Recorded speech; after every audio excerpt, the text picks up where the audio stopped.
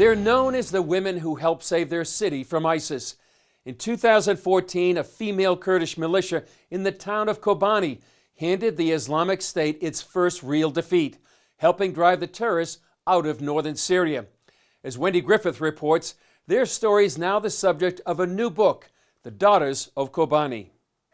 In 2014, the Islamic State had swept across much of Syria, overtaking cities and spreading terror as civil war raged all around it. As ISIS approached a town called Kobani, a group of Kurdish female fighters armed with AK-47s and a lot of courage were determined not to let ISIS take their town, their homes, or their families.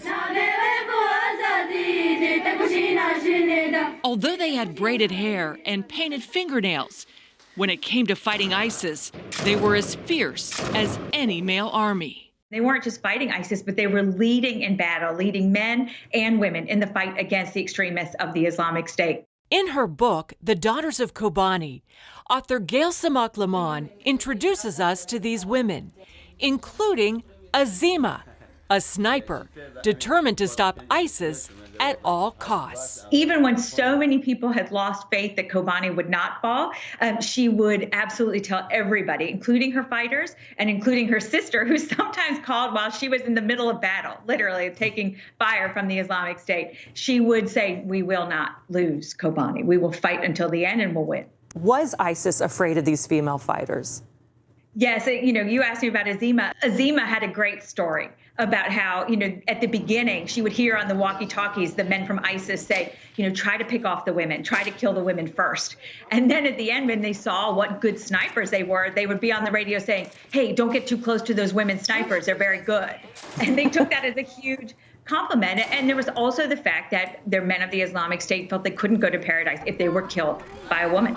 And they would get on the radio and really say terrible things to these women, who then used it as motivation to power them in their fight against ISIS. Lamont's research into the Women's Protection Forces took her to the front lines, where she also spent time with Christian female fighters. And, one young woman from a Christian family told me that her mother at first did not approve of her joining the all-women's force. And then, ISIS by then had kidnapped Christians in the Khabur Valley. And when her parents would go to church, people would come up to them and say, "We're so proud of what your daughter is doing." And I really hope that the Daughters of Kobani does justice to the courage, the bravery, the power of these young women. The battle for Kobani was considered a turning point in the war against the Islamic State. How big a role did this female militia play in freeing Kobani from the grip of ISIS? Women were front and center in the fight to stop the Islamic State. And in Kobani, this was their first battlefield defeat.